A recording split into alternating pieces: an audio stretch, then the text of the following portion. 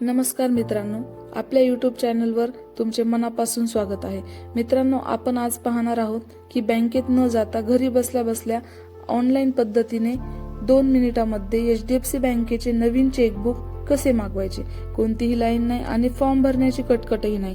तर चला मग मित्रांनो, व्हिडिओला सुरुवात करूया। त्याआधी आपला हा व्हिडिओ पूर्ण बघा। आपल्या मोबाईल मधील गुगल अकाउंट ओपन करा। गुगल ओपन केल्याच्या नंतर सर्च मध्ये एचडीएफसी इन्स्टा सर्व्हिसेस ही अधिकृत वेबसाईट टाका, त्यावर क्लिक करा। त्यानंतर आपली ही वरच्या वेबसाईटवर टिक करा एचडीएफसी ची। त्यानंतर आपल्याला इथे असे वरती करा ऑप्शन दिसतात। आता इथे आपल्याला चेकबुक रिक्वेस्ट बघा, रिक्वेस्ट फॉर चेकबुक वर क्लिक करा। त्यानंतर आपल्याला बँकेच्या खात्याला जो मोबाईल नंबर रजिस्टर्ड केलेला आहे तोच मोबाईल नंबर इथे टाकायचा आहे। मोबाईल नंबर टाकल्याच्या नंतर आयडेंटिफाय युजिंग साठी कस्टमर आयडी टाका। तिन्हीपैकी कोणतं पण एक टाकू शकता। डेट ऑफ बर्थ म्हणजे जन्मतारीख, pan card, OTP, gate OTP केल्यानंतर आता तुम्हाला 6 अंकी ओटीपी येईल, जो तुम्ही मोबाईल नंबर दिलेला आहे त्यावर। हे बघा वरतीच येतो असा एचडीएफसी बँकेचा। तो ओटीपी टाका आणि ओटीपी टाकून सबमिट ओटीपी करा। सबमिट ओटीपी केल्याच्या नंतर व्हेरीफाय इट्स यू म्हणजे तुम्हाला व्हेरीफाय करायचं आहे। ह्या तिन्ही ऑप्शन मध्ये कोणतं पण एकावर टिक करू शकता। आधार, ई केवायसी, नेट बँकिंग किंवा डेबिट कार्ड। डेबिट कार्डवर टिक करा आणि कंटिन्यू करा।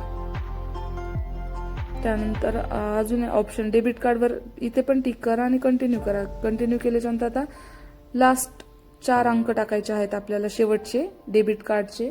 डेबिट कार्डचा जो नंबर असतो त्याचे शेवटचे 4 आकडे टाका। एक्सपायरी डेट टाका, ती पण आपल्या डेबिट कार्डवर असते। पिन टाकायचा आहे आपल्या डेबिट कार्डचा। व्हेरीफाय करा। आता अकाउंट डिटेल्स म्हणजे तुमच्या अकाउंट डिटेल्स आले, कस्टमर आयडी आले, सिलेक्ट अकाउंट नंबर, तुमचा नंबर, सिलेक्ट अकाउंट नंबर म्हणजे तुमचे 2-3 अकाउंट असतील, जो कोणता असेल त्याच्यातील आपल्याला ज्या अकाउंटचा आपल्याला चेकबुक पाहिजे तो अकाउंट नंबर सिलेक्ट करा। आता इथं तुम्हाला किती पेजेसचं पाहिजे आहे, 25, 50, 75, त्यामध्ये पण टिक करा। एनी चार्जेस जर असतील तर इथं चार्जेसवर टिक करा। इथं तुम्हाला चार्जेस दिसून जातात, फीस आणि चार्जेस। आता याच्यामध्ये तुमचं कोणतं अकाउंट आहे ते बघा। तिथं अकाउंट टाईप, डिपॉझिट हे पूर्ण दिसतात आपल्याला। Account and deposits, saving account हे पूर्ण ऑप्शन दिसतात। रेग्युलर सेव्हिंग अकाउंट आहे ते पूर्ण टाकायचं आहे। त्याच्यानंतर तुम्हाला तुमचे चार्जेस दिसतात किती आहे काय। आता तुम्हाला याच्यापैकी जे घ्यायचं आहे त्यावर टिक करा। 25चं करायचं असेल पेजेसचं तर 25 करा आणि सबमिट करा। सबमिट केल्याच्या नंतर हे बघा, आता तुम्हाला चेकबुकची रिक्वेस्ट गेलेली आहे। आता हे पुढील 4 ते 5 वर्किंग डेज मध्ये तुमच्या घरच्या पत्त्यावर पोस्टाने पाठवले जाईल। तर मित्रांनो, आहे ना एकदम सोपी पद्धत।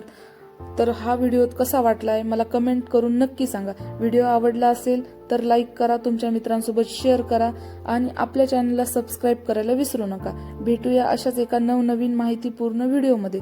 धन्यवाद।